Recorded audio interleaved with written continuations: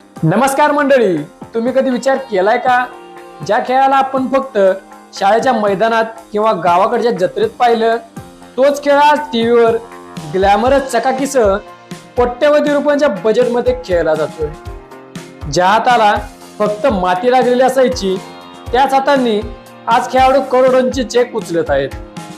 मंडळी, हे सगळं शक्य झालं आहे ते एका क्रांतीमुळे जिचं नाव आहे प्रो कबड्डी लीग। आजच्या व्हिडिओमध्ये आपण प्रो कबड्डी लीगचा एक पूर्ण इतिहास उलगडणार आहोत, जो तुम्हाला याआधी कोणीच सांगितला नसेल। मग तुम्ही पुणेरी पलटणचे फॅन असाल किंवा यू मुंबईचे असाल, आजचा व्हिडिओ तुमच्यासाठी लय भारी ठरणार आहे। चला तर मग सुरुवात करूया। बोल कबड्डी, आपली माती, आपला खेळ, आपला वारसा। मंडळी, ही गोष्ट सुरू होते 2006च्या दोहा एशियन गेम्स पासून। तिथे कबड्डीचा तरार पाहून मशाल स्पोर्ट्सचे चारू शर्मा भारावून गेले।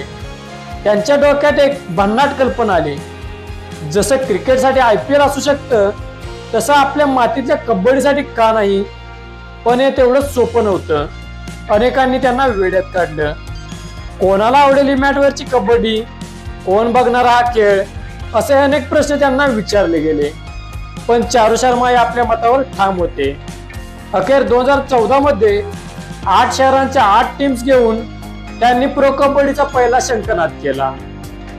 26 जुलै 2014 मध्ये मुंबईमध्ये जेव्हा जयपूर पिंक पॅन्थर्स आणि यू मुंबा यांच्यात पहिली मॅच झाली तेव्हा साऱ्या भारताने श्वास रोखून धरला होता।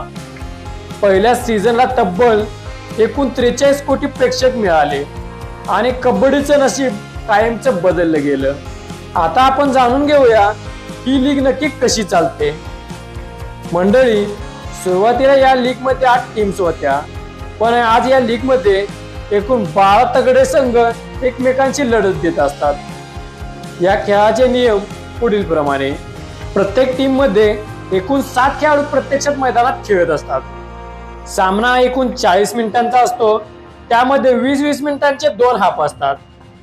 या खेळामध्ये विशेष बाब म्हणजे डू ऑर डाय रेड असते।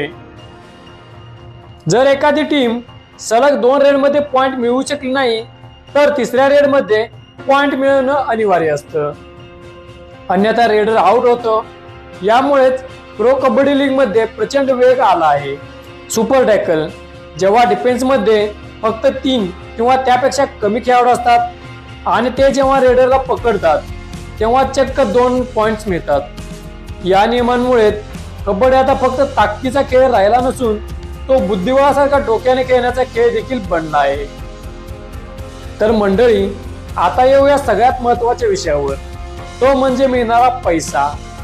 मित्रांनो, पहिल्या सीझनलाच खेळाडूंना काही लाखांमध्ये मानधन मिळालं होतं, पण आज चित्र हे संपूर्णपणे वेगळं आहे।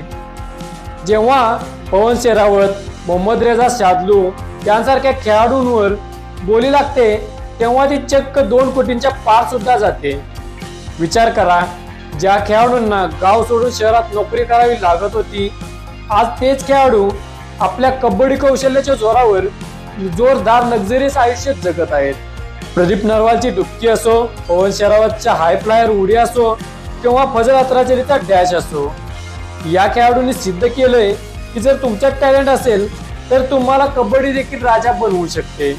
तर मंडळी, या प्रो कबड्डी लीग मध्ये मराठी माणसाला अभिमान वाटावा अशी गोष्ट म्हणजे प्रो कबड्डी लीग मध्ये आपल्या महाराष्ट्राचा वाटा देखील मोठा आहे।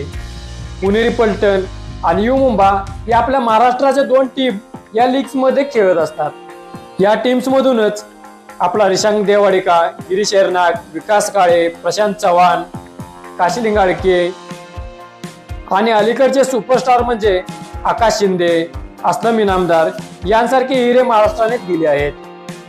महाराष्ट्राच्या मातीतला कबड्डी आज 7 समुद्र पार गाजतोय, ही आपल्यासाठी नक्कीच अभिमानाची गोष्ट आहे। तर मंडळी, प्रो कबड्डी हे केवळ लीग नसून तर ती लाखो तरुणांची स्वप्न आहेत। मातीतून मॅटवर आलेला हा खेळ भविष्यात ऑलिम्पिक मध्येही दिसेल अशी आपल्याला आशा आहे। मंडळी, आजचा व्हिडिओ तुम्हाला कसा वाटला? प्रो कबड्डी लीग मधील तुमचा ऑल टाइम फेवरेट खेळाडू कोण आहे कमेंटमध्ये त्याचं नाव नक्की सांगा. मंडळी, तुम्हाला जर हा व्हिडिओ आवडला असेल तर लाईक करा, शेअर करा. तसेच कबड्डी क्षेत्रातील अशीच माहिती जाणून घेण्यासाठी आमच्या बोल कबड्डी YouTube चॅनलला नक्की सबस्क्राईब करा. धन्यवाद. जय हिंद, जय महाराष्ट्र.